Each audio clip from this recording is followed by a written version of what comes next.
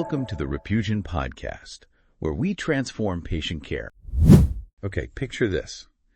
You're online, searching for a new doctor, maybe a specialist or someone new in town. You check out their reviews, and bam, it's all 5 stars, just glowing praise everywhere. Yeah. But does that actually make you feel confident, or does it make you a little suspicious? Interesting. Well, today we're diving deep into the world of online reviews in healthcare, and we're going to get some fascinating insights from this source.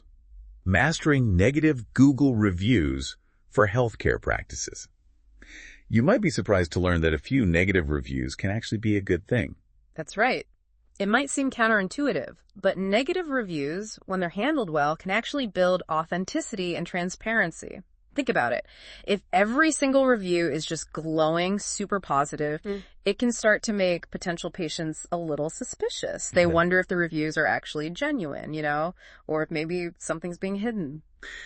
It's almost like finding a restaurant with 0 bad reviews. You'd wonder, what are they hiding? A little bit of imperfection can make things a lot more believable, especially in healthcare, where trust is so important. Yeah, absolutely. That's where the power of those negative reviews comes in. They can actually increase trust and even boost those conversions, meaning more patients will choose your practice when they're addressed authentically and transparently. Okay, so we've established that reviews matter. But why are we focusing on the negative ones? What makes a negative review so valuable for a healthcare practice? Well, for one thing, they offer a really unique opportunity for a practice to actually grow and improve. By understanding why patients are dissatisfied, practices can identify those areas where they can make things better, enhance that patient experience. Okay, so it's not just about damage control. It's using those negative reviews as a springboard for positive change. Exactly. Negative reviews can actually highlight those blind spots in a practice, those areas that might be overlooked or not considered as important from the inside. But when a patient brings it up in a review, it becomes clear. This is something that's impacting their experience. And that's really valuable information.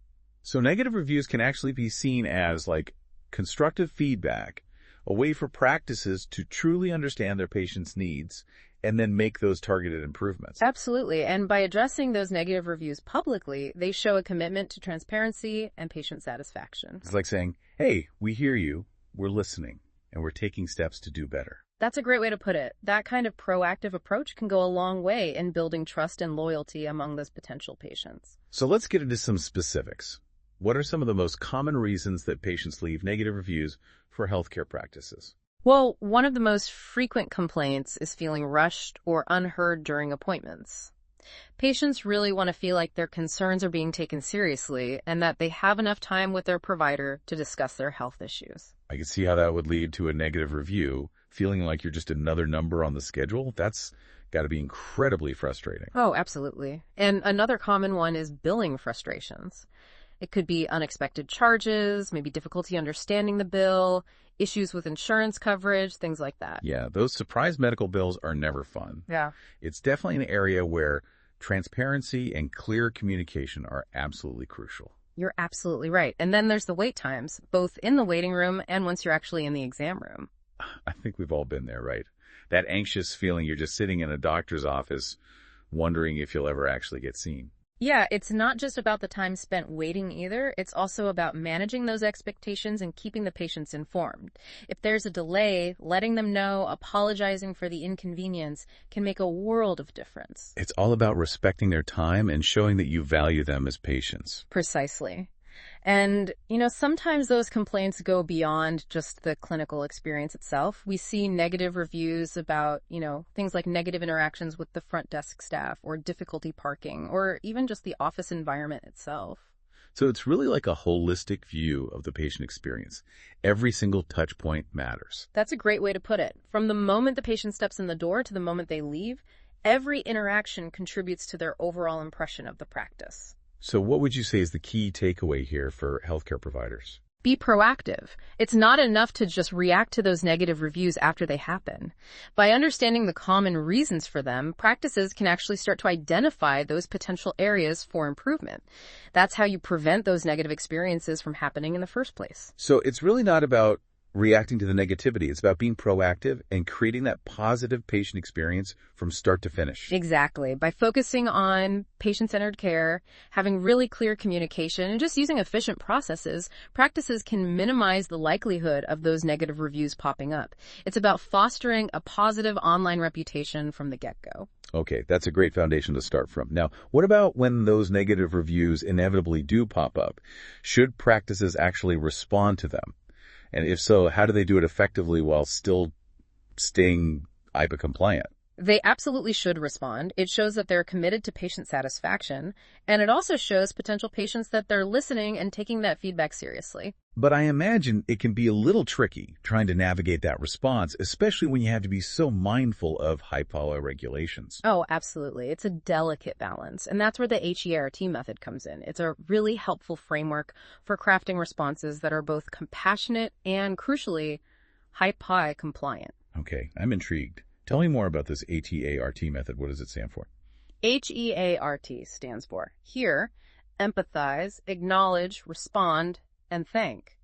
Each step guides you toward a response that addresses the patient's concern without violating their privacy. Okay, so it's like a roadmap for crafting those HIPAA-compliant responses to negative reviews. Let's break it down step by step, starting with hear. What does that mean in the context of responding to a negative review? Hear basically means letting the reviewer know that you've read their feedback and you're taking it seriously. It's acknowledging their experience and validating how they feel. So it's about making that initial connection, showing them that you're actually listening. Even if you don't necessarily agree with the review, you're acknowledging that they had this negative experience. Exactly. And that's where empathize comes in. It's about showing the reviewer that you actually understand their frustration, even if you can't go into specifics about their individual case. Right. You can't divulge any personal health information, but you can still express empathy in a general sense. For example, if someone's complaining about a long wait time, you could say something like, "We understand that waiting can be frustrating," without confirming whether or not this specific person had a long wait. Perfect example. You're acknowledging the emotion without confirming or denying any specific details of their visit. And that leads us nicely to acknowledge. This step's about acknowledging the patient's experience in a general sense, again, without revealing any of their personal health information. So you're not saying, "We're so sorry you had to wait an extra hour for your appointment." You're keeping it broad and focused on that feeling, not the specifics. Yeah. Something like, "We strive to provide timely care for all of our patients, and we apologize for any inconvenience you experienced." That's it. You're acknowledging the issue without confirming any specific details, and that's so crucial for maintaining that HIPAA compliance. Okay, so we've heard, we've empathized, we've acknowledged. Now it's time to actually respond. What does that look like in practice? Respond is where you actually offer solutions, or maybe explain processes in a general way. This is your chance to address that concern without getting into the specifics of the patient's individual case. So if someone's complaining about a long wait time, you might say, "We're always working to improve our scheduling system to try to minimize wait times." Exactly. You're offering a solution, explaining a process, but without confirming or denying anything specific about their wait time. Got it. And finally, we have thank. Seems simple, but why is it such an important part of this HEART method? Thank is crucial because it closes the loop in a professional and respectful way. You're thanking the person for taking the time to share their feedback, even if it wasn't positive. It shows that you value their feedback, even when it's negative, and it leaves the door open for further communication if they want to discuss their concerns in more detail. Exactly. It's about ending the conversation on a positive note, even if the review itself wasn't. Okay, I love this HEART method. It's really brilliant. It gives us such a clear framework for responding to those negative reviews without running into those HIPAA issues. But let's say we've got a particularly tricky review. Maybe someone's being aggressive, making accusations. What do we do then? Even with those challenging reviews, the HEART method still applies. The key is to remain calm, professional, and avoid getting drawn into an argument. Stick to the framework, acknowledge their feelings, maybe offer to take the conversation offline, and reiterate your commitment to providing a positive experience for all of your patients. So no matter how tempting it might be to fire back a defensive response, we always take the high road. Always remember, other potential patients are reading these exchanges, and you want to present that professional and compassionate image. Okay, makes sense. So we've covered the HEART method for responding to those negative reviews. But let's shift gears a bit and talk about some proactive strategies. What can healthcare practices do to try and minimize negative reviews in the first place? That's a great question. And it's an area where we see a lot of success with our clients at Repugen. One of the most effective proactive strategies is simply to ask for feedback regularly. You mean just go right out and ask patients for their feedback directly? Exactly. It could be a short questionnaire after an appointment, an email survey, or even a tablet in the waiting room. That makes so much sense. It gives patients a chance to voice any concerns before they escalate into those negative online reviews. Exactly. And it also shows that you're genuinely interested in their feedback and committed to improving. So we're gathering this feedback, but then what? Just reading through a stack of surveys, that doesn't magically fix anything. How do we turn that feedback into actionable insights? Right. You're absolutely right. The next step is to actually analyze that feedback. Look for patterns, recurring themes. Are patients consistently complaining about long wait times, rude staff, confusing billing practices? Once you identify those patterns, you can start implementing some changes. Maybe it's adjusting the scheduling system. Maybe it's providing some additional staff training or simplifying those billing statements. That's it. You're showing patients that you're listening and taking action based on their feedback.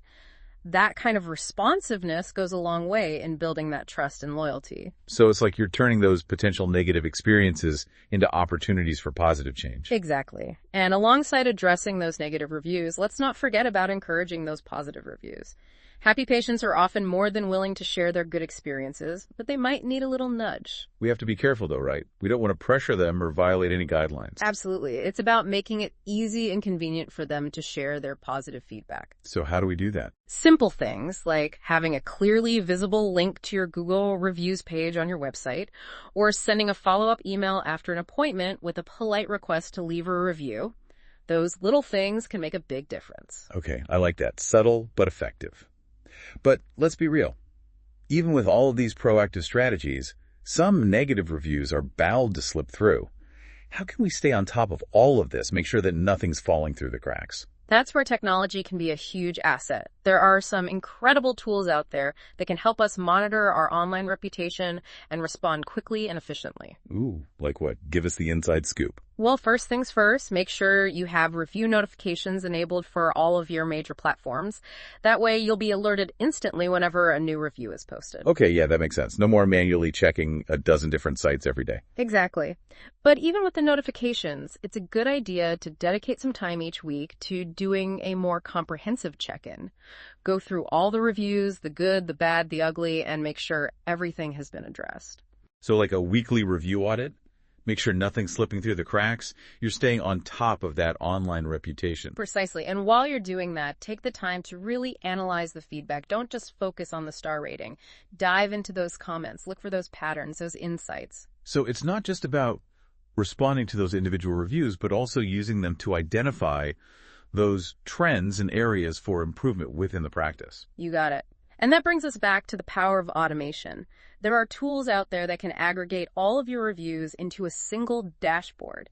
Makes it so easy to see the big picture. Oh, that would be a game changer. No more jumping between different platforms, trying to piece together a coherent view of your online presence. Exactly. And some tools even offer sentiment analysis, which uses artificial intelligence to actually understand the emotions behind the words. So you can see if people are generally happy, frustrated, angry, even confused. That's incredibly helpful. It really is. It gives you a much deeper understanding of that patient sentiment, which can be so valuable in guiding your response and your improvement strategies. This is also fascinating. We've gone from dreading negative reviews to seeing them as opportunities for growth, even embracing technology to help us manage our online reputation effectively. That's a whole new perspective. It is. And it all comes down to this. Online reviews matter. They influence patient choices, shape your reputation, and provide such valuable insight into the patient experience. But instead of fearing them or trying to sweep them under the rug, we can actually choose to engage with them thoughtfully, proactively, and strategically. And with the right tools and mindset, we can even turn those negative reviews into powerful forces for positive change within our practices. Beautifully said. I think that's a perfect note to end on. So we've talked about proactively seeking feedback and addressing those concerns head on. But what about those happy patients, the ones who are already singing your praises? How can practices encourage them to share those positive experiences online? That's where reputation management really comes full circle. It's Yeah. not just about mitigating the negative stuff. It's about amplifying the positive too. And the best way to do that is to just make it super easy for those satisfied patients to leave those glowing reviews. So how can practices make it easier for patients to leave those positive reviews without being pushy or violating any of those ethical guidelines? Subtlety is key. Here at Ropugen, we advise our clients to implement a few simple strategies.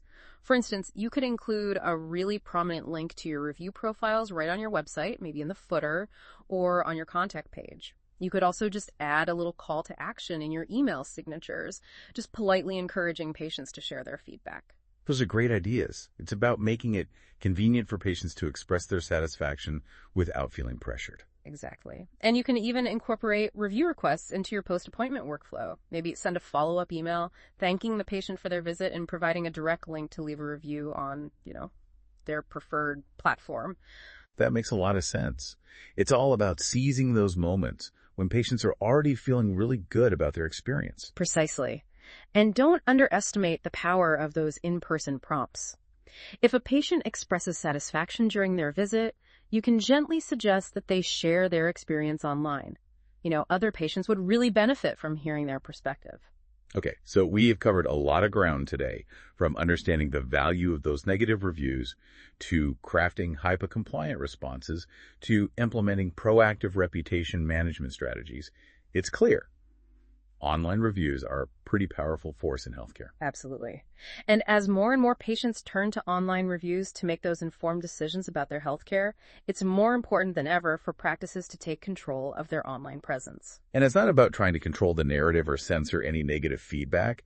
It's about being proactive, transparent, and responsive. Ultimately, it's about using those online reviews as a tool to improve the patient experience. Well said. And that's really what Repugen is all about. We help healthcare practices harness the power of those online reviews to build trust, attract new patients, and ultimately thrive in today's digital landscape. Thank you so much for joining us today and sharing your expertise on this really crucial topic. We've learned a lot about navigating this complex world of online reviews in healthcare. My pleasure. And remember, taking control of your online reputation doesn't have to be a daunting task. With the right strategies and the right tools, you can turn those reviews into a valuable asset for your practice. This has been a truly enlightening deep dive. But before we wrap up completely, we want to leave you with something to ponder. Think about your own practice and the patient experience that you're striving to create. What's one small change you could make today, based on what we've discussed, to really enhance that experience and foster a more positive online presence? Even the smallest steps can make a huge difference. So take that first step today and start building the reputation you deserve. And with that, we'll leave you to your thoughts. Thanks for joining us for another deep dive. We'll see you next time. Thanks for listening to the Repugen Podcast, your path to better healthcare.